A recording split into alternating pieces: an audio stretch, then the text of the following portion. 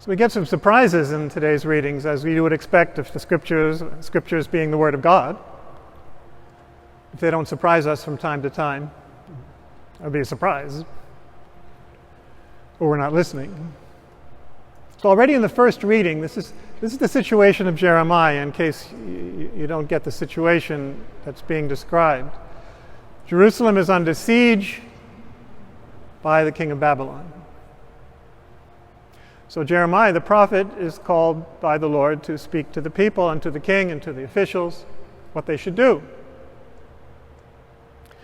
And of course, you'd expect them to say, "Oh, don't worry, the Lord will save you, you're fine, just resist the conqueror and the Lord will be on your side," right? Wrong. Jeremiah says to the people and to the king and to the officials, "Surrender. Surrender to the king of Babylon. Lose this war." Wow! So of course, the officials are saying, "Kill this guy, get rid of him, he's demoralizing everybody." But of course the whole message of God wanted to save his people. If they had surrendered to the king of Babylon, the city would stand and the people would stand and the king would stay, even under the authority of the king of Babylon. But that's not what they did. The king and the city resisted, and they were conquered. That was the beginning of the Babylonian exile. King Zedekiah was captured. His sons were slain in front of him, and then he was blinded, so that was the last thing he ever saw. Horrible. And then the city was burned, and the temple was burned, and that was the beginning of the exile. So who was right? God doesn't always tell us what we expect. And we may be called to say things that get us into trouble, like Jeremiah, who sank into the mud in the cistern. Reminds us of many things. Reminds us of Joseph, who was thrown into the cistern, betrayed by his own brothers. Joseph in the Hebrew scriptures. Or even Jonah in the belly of the whale. Or Job on his dung heap. Ultimately, Christ thrown into the tomb with the heart of the earth, as he compares it to Jonah, Jesus himself. So, following the Lord can get us into some pretty unexpected situations, difficult situations. But I think we can go more deeply into what this can mean and what it should mean for us to follow the Lord from the gospel today. Jesus says, again, surprisingly, contrary to our expectation, "You think I've come to bring peace?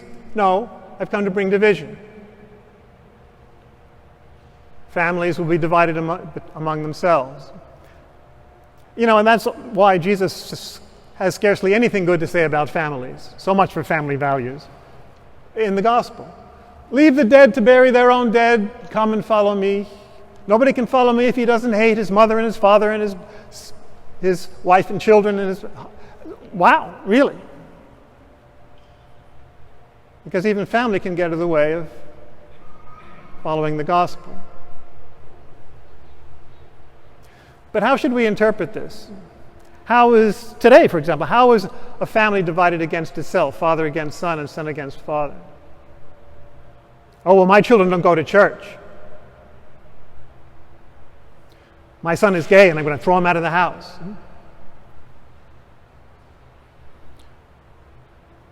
Or whatever other challenge there might be.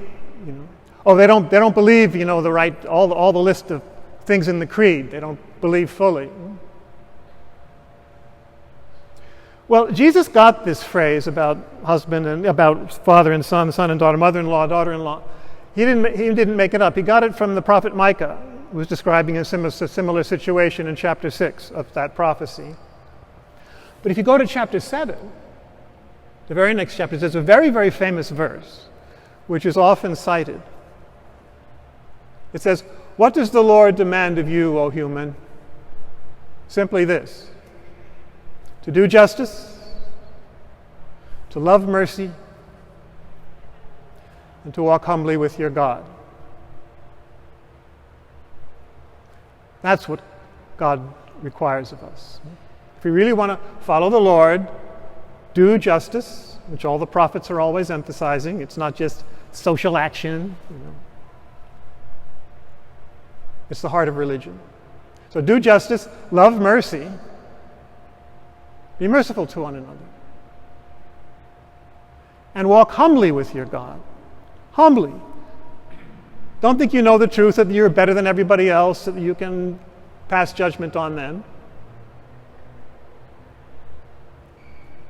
When Jesus, engaged with people in the gospel, especially if they came to him wanting to be cured or have some miracle performed for them, what did he say? What did he do? He didn't say, well, okay, but if you want me to cure you or your daughter or raise your child who's just died, you have to believe that I'm the Son of God, the unique Son of God, that I'm the second person of the Blessed Trinity, and that I'm consubstantial with the Father.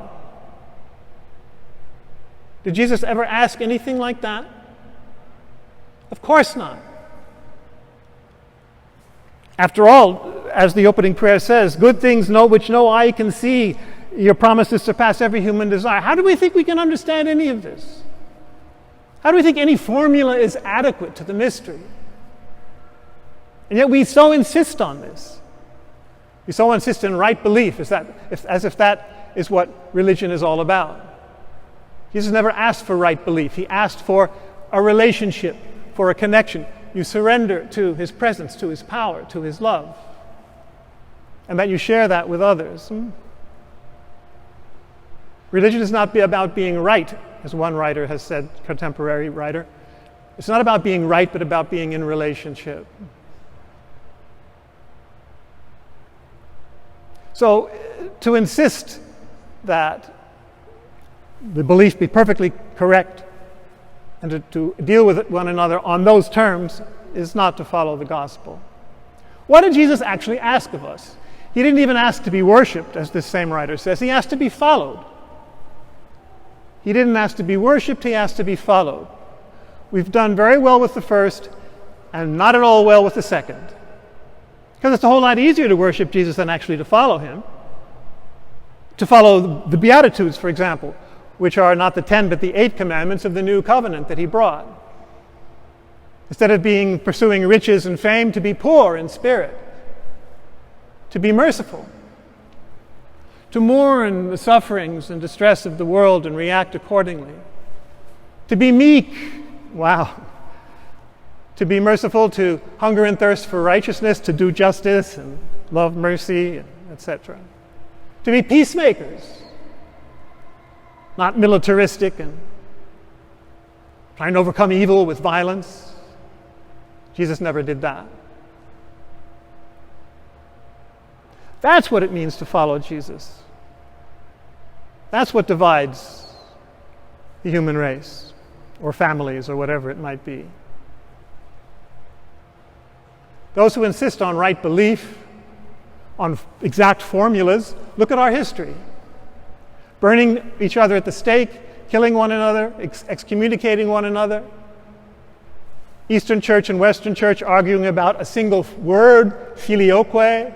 The Father proceeds from the Spirit proceeds from the Father and the Son, or through the Son. We're fighting about that? A human word that can't even come close to the vast mystery that is the Trinity? Do you think we can capture the Trinity or Christology, the Christ, or the Eucharist, or anything in a formula that's totally and adequate? And then to treat one another, to cause division based on that? Sometimes the religious people are so far away from the gospel because they're insisting on that. We are the pure ones. We are the holy ones. We have the exact formula. So there's violence and arrogance and hatred. Just look at some quotes Catholic websites and you'll see what I mean. That has nothing to do with the gospel. The gospel is about, as Jesus constantly says, mercy to one another, even those who we may think are morally deficient or deficient in their formulas. Mercy, listening, care, forgiveness, Jesus preaches constantly about forgiveness, the only thing that can make the world work and keep it surviving. You see, that's not working, is it? Vengeance on every side, violence on every side, partisan hatred of all kinds, and race and politics. That's a countersign to the gospel. And often enough, scandalously, it's religious people who are the worst in doing this kind of fighting. It's a countersign. It's not the gospel. What was the final commandment that Jesus gave us before he died, his last will and testament? Did he say, make sure your creeds are perfectly correct? No, he said, by this will all people know that you are my disciples if you have love for one another. In other words, if you welcome and embrace and listen and care for one another and forgive and have mercy. One new commandment I give you, to love one another as I have loved you. Jesus, who was always going out in search of the marginalized, those who were rejected by the political system or the perfect religious system, the lepers, the Samaritans, women in general, all those who were rejected, who were poor, who were ignored. Those are the ones he went out to show us how God works in this world, what mercy and love and compassion are all about, because that's what God is all about. God is love. That's what causes the division in the human race. Are you on the side of mercy and compassion and love, or are you on the hard side of being right and rejecting and judging one another and fighting with one another and hating one another, often in the name of God? Blasphemy. That's the division. Do you follow Christ in what he asked us himself to do? The Beatitudes. Love and compassion and mercy. So, in the words of the second reading, if we want to keep our eyes fixed on the one who for the joy set before him endured the cross, endured rejection precisely by the perfect religious authorities and the hateful political authorities, and brought him to the cross in the name of caring for the lowly and threatening the systems of this world. If we want to keep our eyes fixed on that one, the pioneer and perfecter of our faith, to use the phrase of the second reading, that's what it means. Do we keep our eye on that Jesus, on the real Jesus, on the one who has, even as we speak, even as we sit here, is pouring out his love and forgiveness and hope and life and joy to the world? Are we sharing in that? Are we expanding it and extending it to others? That and that alone is the fire that Jesus came to cast on the earth. And how I wish it were already blazing. After 2,000 years, it's nowhere near even being kindled out of a little smoke. The fire that he set the world on fire with his love and his forgiveness and his compassion and his mercy, his care for one another, the most neglected and the most rejected, instead of creating more rejected and neglected in the name of God.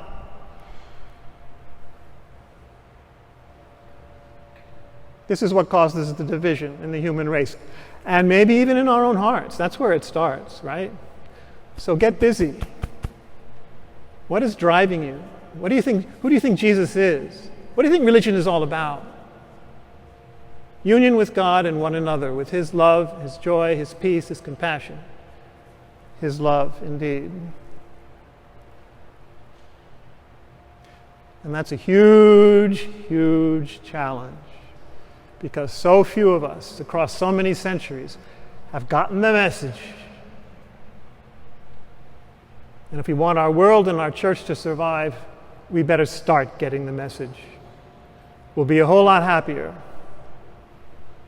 and the world will be in a much better state.